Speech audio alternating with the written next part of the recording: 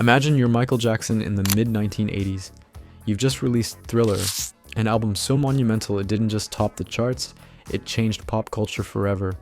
Over 38 million copies sold worldwide, 7 top 10 singles, and 7 Grammys later, everyone's eyes are fixed on your next move. How do you possibly follow that? But Michael didn't just embrace the challenge, he thrived on it. His goal for the follow-up was mind-blowing. Create the first album in history to instantly sell 100 million copies.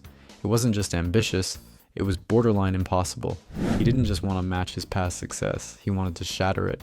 During a frantic wave of creativity, Jackson wrote over 60 songs, enough for a massive triple-disc release. He envisioned a sprawling masterpiece, but his trusted producer Quincy Jones saw it differently.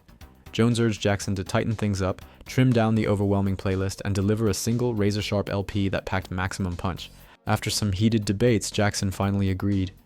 He whittled down his triple album dreams into one concentrated record, betting everything on this tighter vision.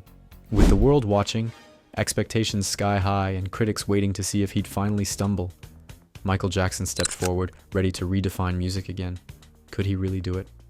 Could lightning strike twice? It turned out Michael Jackson wasn't done making history, not even close. When Bad finally dropped in 1987, the world heard something completely new. Jackson wasn't just crafting another collection of hits, he was on a mission to reshape pop music itself. From the very first beats, it was clear Michael had no intention of playing it safe. He harnessed the era's cutting-edge studio technology to build songs that shimmered with futuristic flair, yet still dripped with soul. Take The Way You Make Me Feel. At first listen, it's a catchy, flirtatious love song. But beneath that simple hook is an addictive groove, a perfectly balanced blend of dance floor funk and smooth, soulful charm. Keyboardist Greg Phillinganes vividly recalled the magic in the studio, laying down those unique rhythms and watching Michael's face light up. Jackson had a legendary ear for perfection, and his grin meant they'd found it. It wasn't just a good song. It was electric, unforgettable, and undeniably fresh. But this new sonic playground didn't end with catchy love songs. Michael was ready to push the envelope even further, embracing risks most artists wouldn't dare attempt. And nothing highlighted his fearless approach quite like the next track, one inspired by a speeding ticket and turned into one of his boldest musical experiments yet. Sometimes inspiration hits at 100 miles per hour, literally. According to legend, Michael Jackson's explosive track Speed Demon was sparked by something as ordinary as a speeding ticket. Racing down the highway to the studio, Michael found himself pulled over by the police, an incident that, instead of frustrating him, ignited his creative spark. He transformed this minor inconvenience into one of the wildest, most relentless tracks on the album, with its snarling vocals, blazing fast rhythms, and revving engines woven seamlessly into the mix.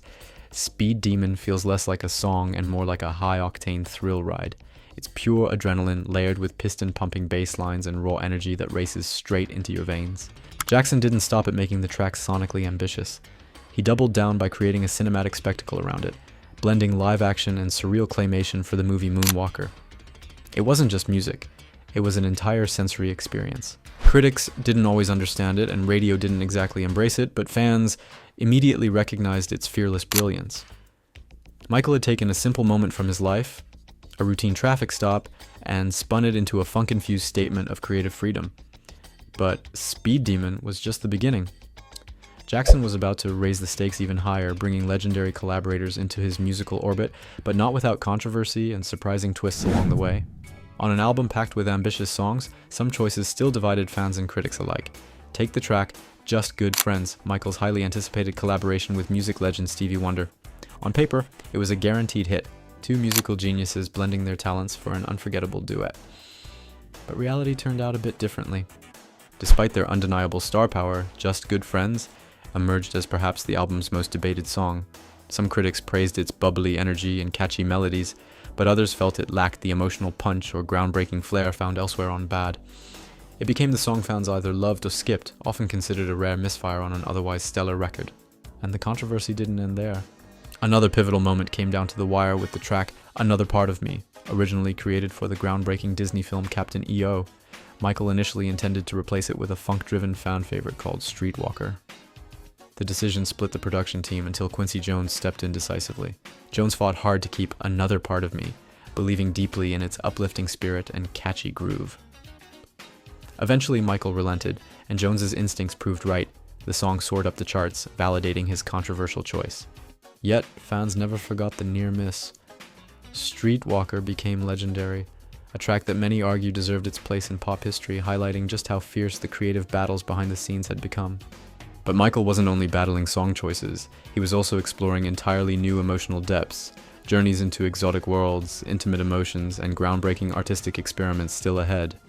Michael Jackson always had a flair for blending fantasy with reality, but even by his standards, Liberian Girl stood out as something truly special. It wasn't just another pop song, it was a lush, vivid journey to a place rarely explored in mainstream music. From the opening whispers, Nakupenda pia, Nakutaka pia, Swahili for I love you, I want you, Michael transported listeners to a romantic, tropical landscape. It was unlike anything else on the album, woven together with exotic rhythms, cascading synth lines, and subtle touches of tribal percussion and shimmering sitar strings. Every note felt like stepping into a secret paradise, crafted meticulously by Jackson and his talented team of musicians, including John Barnes, Chris Curl, and legendary percussionist Paulinho da Costa. Quincy Jones himself marveled at Michael's creative imagination, calling the track an amazing fantasy, a daring celebration of African beauty and culture at a time when such themes rarely found their way into the pop charts. But beyond its musical elegance, Liberian Girl held another layer of intrigue. Michael chose to turn the music video into a star-studded mystery, featuring cameos from his celebrity friends, everyone from Steven Spielberg to Paula Abdul, searching desperately for Michael himself, only to discover he'd been behind the camera the entire time. It was a playful nod to his growing mystique, yet another example of his unmatched showmanship. With Liberian Girl, Jackson had once again pushed boundaries, challenging his audience's expectations, while subtly reminding the world he was in control, artistically and visually. But even amidst this beauty, Jackson's next move would prove surprising, complicated, and unforgettable, a duet born from chaos and coincidence. Michael Jackson was known for his perfectionism. Every song carefully planned, every note painstakingly chosen, but the making of Bad's lead single, I Just Can't Stop Loving You, was surprisingly chaotic. Originally, Michael envisioned the duet featuring legendary voices like Barbra Streisand, Aretha Franklin, or even the rising superstar Whitney Houston. Yet, each superstar turned down the opportunity, forcing Jackson and Quincy Jones into a last-minute scramble. In a moment of creative urgency, Quincy Jones made an unconventional choice. He turned to a virtually unknown backup singer and songwriter named Sieda Garrett, who had co-written Man in the Mirror, but was entirely unaware she'd soon duet with Michael. Astonishingly, Garrett only found out about her starring role the very day she stepped into the recording booth. The pressure could have shattered lesser artists, but instead it produced magic. The chemistry between Michael and Sieda was instant, authentic, and electrifying.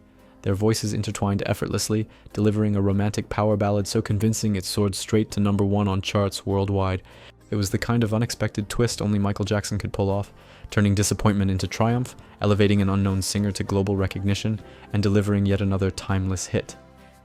Fans embraced the song's sincerity, unaware of the behind-the-scenes drama that had nearly derailed it.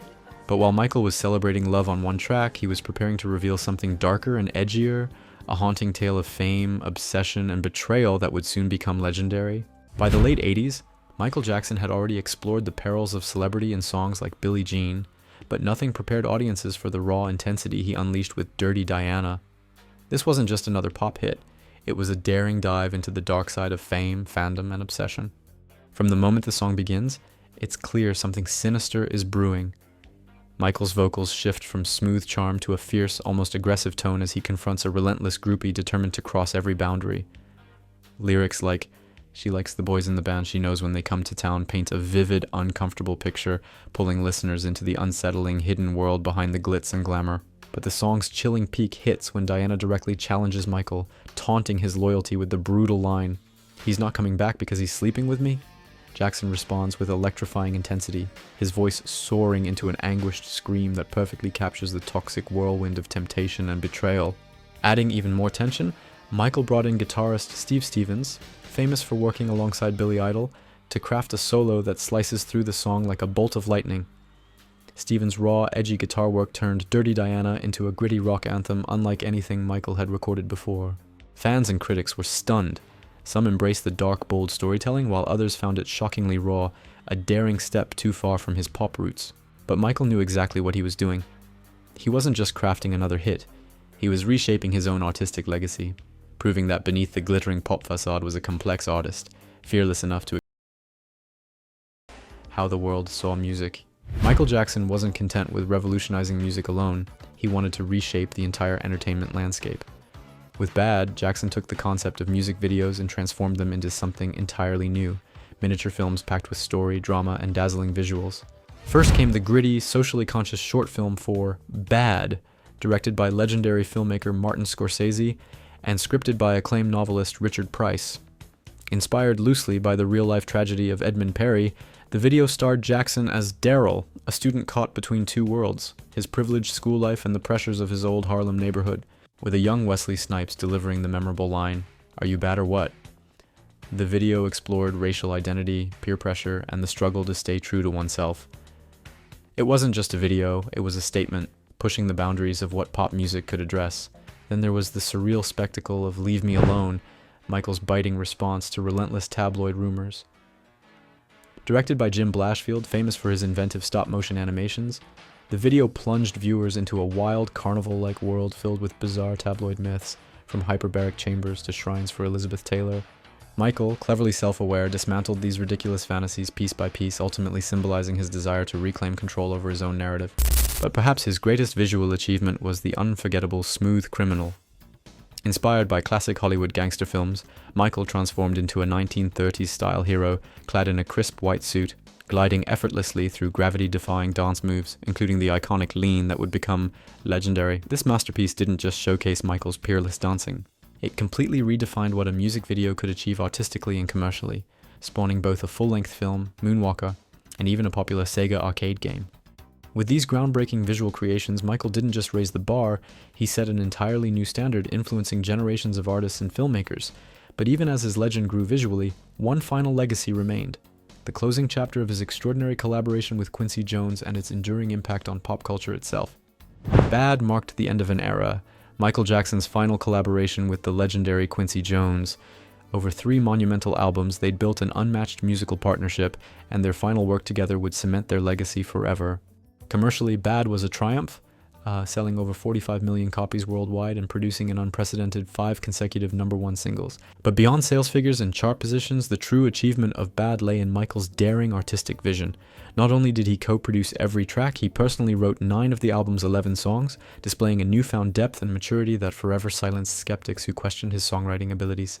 And with its groundbreaking videos and relentless experimentation, the album earned Jackson MTV's prestigious Video Vanguard Award in 1988, officially recognizing him as pop's most influential visual artist. Yet, despite all these successes, Bad was long overshadowed by its legendary predecessors Thriller and Off the Wall. Critics often unfairly compared them, missing the point entirely. Bad wasn't just another album, it was Michael Jackson at his most ambitious, innovative, and fearless. With this final Quincy Jones collaboration, Michael didn't merely maintain his throne, he expanded his empire. He proved once and for all that his creativity had no limits, daring the world to keep up with him, always moving forward. And now, decades later, the truth becomes clear. Bad wasn't the start of Jackson's decline. It was the boldest masterpiece of his entire career, one that didn't just define an era, but changed music forever.